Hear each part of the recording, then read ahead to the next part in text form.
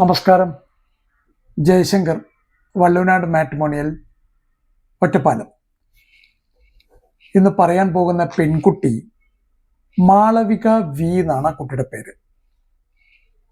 25 വയസ്സ്, രേവതി നക്ഷത്രം, cast എഴുത്തച്ഛനാണ്. Cast കാട്ടിയിരിക്കുന്നത് Ezhuthachan ഗ്രൂപ്പാണ്.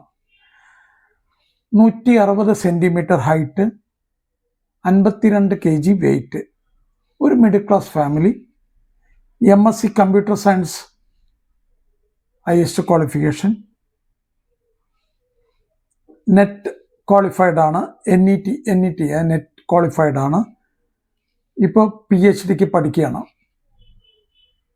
ഹയർ സെക്കൻഡറി ഗസ്റ്റ് ടീച്ചറായിട്ട് വർക്ക് ചെയ്യുകയാണ്. അച്യുതൻ കുട്ടി അച്ഛൻ, കനകലത അമ്മ, ഒരു സിസ്റ്ററുണ്ട്. ആ കുട്ടി ഡിഗ്രി സ്റ്റുഡൻ്റാണ്. ഒറ്റപ്പാലത്ത് വാണിയംകുളം എന്ന് പറഞ്ഞ സ്ഥലത്താണ് ഇവർ സെറ്റിൽ ചെയ്തിരിക്കുന്നത്.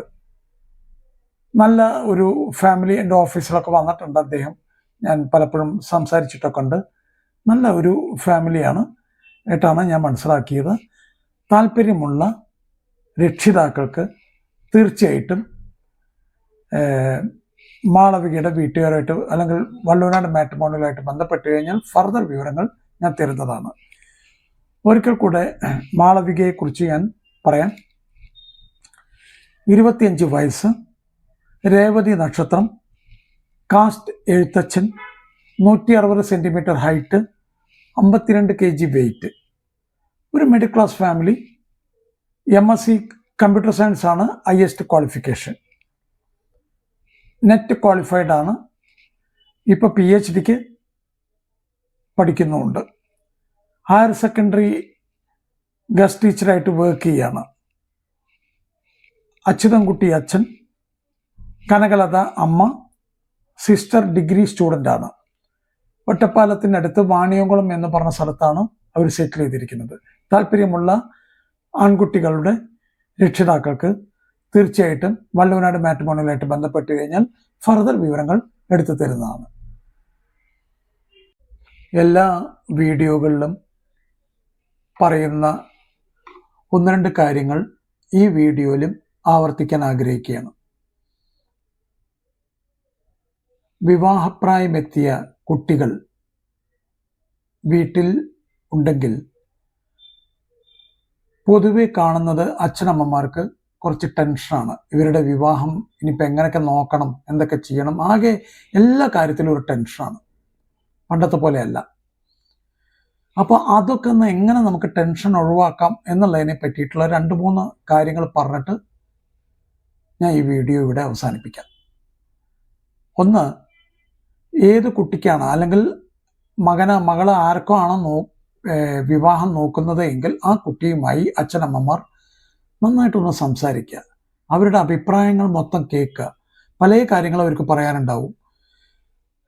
ജോലി ഇന്നത് വേണം, ഇന്ന ക്വാളിഫിക്കേഷനെങ്കിലും ആയിരിക്കണം, ഹൈറ്റ്, വെയിറ്റ്, ലൊക്കേഷൻ, ഈ വക പല കാര്യങ്ങളും അവർക്ക് പറയാനുണ്ടാവും. എല്ലാം 100% മാച്ച് ആവില്ലെങ്കിൽ പോലും തീർച്ചയായിട്ടും നമ്മൾ അത് കേട്ടിരിക്കണം. അതായത് അച്ഛനമ്മമാർ ഇതൊക്കെ ഒന്ന് മനസ്സിലാക്കി വെക്കണം.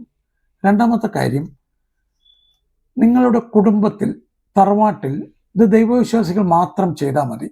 കുടുംബത്തിൽ കുടുംബക്ഷേത്രം അല്ലെങ്കിൽ ധർമ്മദൈവങ്ങൾ അല്ലെങ്കിൽ നാഗങ്ങൾ, വെളുത്തങ്കാവ്, ഇങ്ങനെയൊക്കെയുള്ള വല്ല ദൈവിക സാന്നിധ്യങ്ങൾ ഉണ്ടെങ്കിൽ തീർച്ചയായിട്ടും ഒന്ന് പ്രാർത്ഥിക്കുക. നന്നായിട്ട് തന്നെ പ്രാർത്ഥിക്കണം. അടുത്ത സ്റ്റെപ്പ്, ഒരു പ്രൊഫൈൽ എഴുതി ഉണ്ടാക്കുക. ഈ പ്രൊഫൈൽ എഴുതി ഉണ്ടാക്കി കഴിഞ്ഞാൽ പ്രൊഫൈൽ എഴുതി ഉണ്ടാക്കുമ്പോൾ ശ്രദ്ധിക്കേണ്ട കാര്യങ്ങൾ, ഒന്ന്, ജാതകത്തിനെ പറ്റി വല്ലാതെ ഡീറ്റെയിൽ ആയിട്ട് എഴുതാതിരിക്കുക. ഒന്ന്. രണ്ടാമത്തെ കാര്യം, എഡ്യൂക്കേഷൻ ഡീറ്റെയിൽ ആയിട്ട് എഴുതുക, ജോബ് ഡീറ്റെയിൽ ആയിട്ട് എഴുതുക, സാലറി കൃത്യമായിട്ട് എഴുതുക. മെഡിസിൻ വല്ലതൊക്കെ കഴിക്കുന്നുണ്ടെങ്കിൽ അത് ഒന്നുമില്ലെങ്കിൽ പ്രൊഫൈലിൽ എഴുതാം, അല്ലെങ്കിൽ വിളിക്കുന്ന സമയത്ത് കൃത്യമായിട്ട് പറയണം. അപ്പോൾ ഈ വക കാര്യങ്ങളൊക്കെ ഒന്ന് മസ്റ്റായിട്ട് ശ്രദ്ധിക്കുക. മറ്റുള്ള എല്ലാ കാര്യവും ഉണ്ടാവും, പേര്, ഹോറോസ്കോപ്പ്, അതായത് നാള്, സ്റ്റാർ എന്താണെന്നുണ്ടാവും, ഹൈറ്റ്, വെയിറ്റ്, എല്ലാ കാര്യങ്ങളും ഉണ്ടാവും. അച്ഛൻ്റെ ജോലി എന്തായിരുന്നു, അമ്മയുടെ ജോലി എന്തായിരുന്നു, ഇതൊക്കെ എല്ലാ കാര്യങ്ങളും വെക്കുന്ന സമയത്ത് കൃത്യമായിട്ട് ഈ കാര്യങ്ങളും കൂടെ, ഞാൻ നേരത്തെ പറഞ്ഞ കാര്യങ്ങളും കൂടെ അതിൽ മെൻഷൻ ചെയ്യണം. അതിനുശേഷം നല്ല ഒരു മാട്രിമോണിയൽ സൈറ്റിൽ പോയിട്ട് രജിസ്റ്റർ ചെയ്യണം. ഈ നല്ല മാട്രിമോണിയൽ സൈറ്റ് എന്ന് പറയുന്നത് കണ്ടുപിടിക്കൽ ഒരു ബുദ്ധിമുട്ടാണ്. പൊതുവെ എല്ലാവരും നല്ല മാട്രിമോണിയൽ സൈറ്റുകൾ തന്നെയാണ്, അവരാരും കുറ്റം പറയാൻ പറ്റില്ല. പിന്നെ നമുക്ക് യോജിച്ച പ്രൊഫൈൽ കിട്ടാത്തത് കൊണ്ട് അവർ തരുന്നില്ല എന്ന് മാത്രമേ ഉള്ളൂ. അപ്പോൾ അവ ചേരുന്ന സമയത്ത് അല്ലെങ്കിൽ അവിടെ രജിസ്റ്റർ ചെയ്യുന്ന സമയത്ത് കൃത്യമായിട്ട് ചോദിക്കുക, ഏകദേശം എത്ര പ്രൊഫൈൽ കിട്ടും. കൃത്യമായിട്ട് അവർക്ക് പറയാൻ പറ്റില്ല, എന്നാൽ ഒരു അപ്രോക്സിമേറ്റ് ചോദിക്കുക, എത്ര രൂപയാണ് നിങ്ങളുടെ ചാർജ്, വിവാഹം ശരിയായി കഴിഞ്ഞാൽ എത്ര രൂപ നിങ്ങൾ വാങ്ങിക്കും, എന്തൊക്കെയാണ് നിങ്ങൾ ഈ രജിസ്ട്രേഷൻ സമയത്ത് തരുന്ന പൈസയ്ക്ക് നിങ്ങൾ എന്തൊക്കെ സർവീസുകളാണ് തരിക, കൃത്യമായിട്ടെല്ലാം ചോദിച്ച് മനസ്സിലാക്കുക. അത് നിങ്ങൾക്ക് ഓക്കെ ആണെങ്കിൽ നിങ്ങൾ അവിടെ രജിസ്റ്റർ ചെയ്യുക.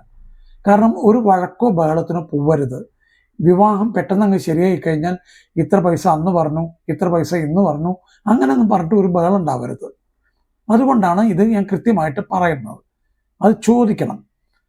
വിവാഹത്തിൻ്റെ ഓരോ സ്റ്റെപ്പും ഒരു ടെൻഷനും ഇല്ലാതെ മുന്നോട്ട് പോകണം. അങ്ങനെ ഈ മാട്രിമോണിയൽ ആളുകൾ നിങ്ങൾക്ക് പ്രൊഫൈലുകൾ അയച്ചു തരും. പ്രൊഫൈലുകൾ അയച്ചു തരാൻ തുടങ്ങി കഴിഞ്ഞു കഴിഞ്ഞാൽ ഓരോ പ്രൊഫൈല് നിങ്ങൾക്ക് ഇഷ്ടപ്പെട്ടു കഴിഞ്ഞാലും മകൾക്ക് കാട്ടിക്കൊടുക്കുക, അല്ലെങ്കിൽ മകന് കാട്ടിക്കൊടുക്കുക, അവർക്ക് ഫോട്ടോയും കാട്ടിക്കൊടുക്കുക. ഇതെല്ലാം കാട്ടിക്കൊടുത്തു കഴിഞ്ഞു കഴിഞ്ഞാൽ അവർ പറയും, ചിലപ്പോൾ ഇത് വേണ്ട, നോക്കണ്ട, ചിലപ്പോൾ പറയും അത് നോക്കാം.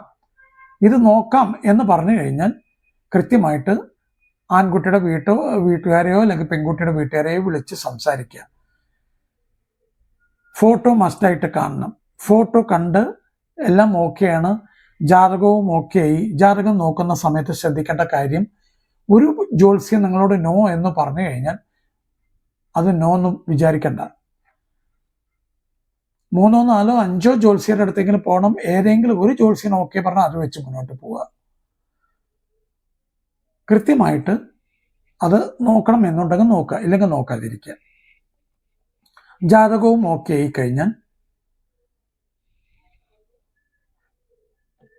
ഇവര് കുട്ടികൾ തമ്മിൽ, അതായത് നമ്മൾ പറയും ജാതകം ഓക്കെ ആയി, ഇപ്പം ഇനി പെണ്ണ് കാണൽ ചടങ്ങ് എന്നൊക്കെ പറഞ്ഞിട്ട് വിളിക്കും. അല്ലെങ്കിൽ നമ്മൾ അങ്ങോട്ട് പറയും പെണ്ണ് കാണൽ ചടങ്ങിന് വരട്ടെ എന്നൊക്കെ ചോദിക്കും. ഒരു കാരണവശാലും ചാടിക്കേറി ഒരു പെണ്ണ് കാണൽ ചടങ്ങിന് പോകരുത് എന്നാണ് എൻ്റെ വ്യക്തിപരമായ ഒരു അഭിപ്രായം. കഴിയാവുന്നത്ര ദിവസം, അതായത് ഒരു 5 ദിവസം, 10 ദിവസം, ഒരാഴ്ച, 2 ആഴ്ച കുട്ടികൾ തമ്മിൽ വാട്സാപ്പ് ചാറ്റിൽ കൂടെയോ ഫോണിൽ കൂടെയോ ഒന്ന് ഒരു ഫ്രണ്ട്ഷിപ്പ് ബിൽഡപ്പ് ചെയ്യണം.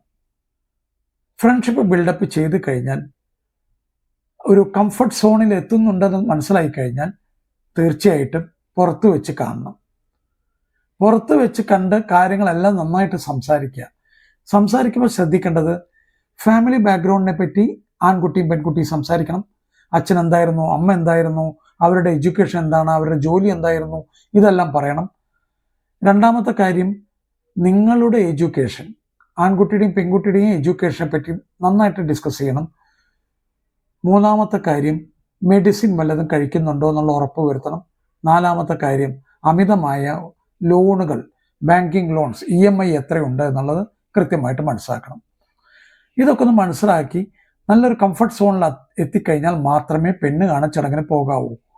ഇല്ലെങ്കിൽ എന്താ പറ്റിയ, ഇപ്പോൾ ചാടിക്കയറി പെണ്ണ് കാണൽ ചടങ്ങിന് പോയി കഴിഞ്ഞാൽ ഏതെങ്കിലും ഒരു സൈഡിൽ നിന്ന്, ഇപ്പോൾ ഒരു ആൺകുട്ടി പെൺകുട്ടി കാണാൻ പോകുന്നു, പെൺകുട്ടിയുടെ വീട്ടുകാർ പറയുകയാണ്, അയ്യോ ഇത് ഞങ്ങൾക്ക് ശരിയാവില്ല കേട്ടോ എന്ന് പറഞ്ഞു കഴിഞ്ഞാൽ നിങ്ങൾ മനസ്സിലാക്കണം, ഇതൊരു തമാശയായിട്ട് കാണരുത് നിങ്ങൾ.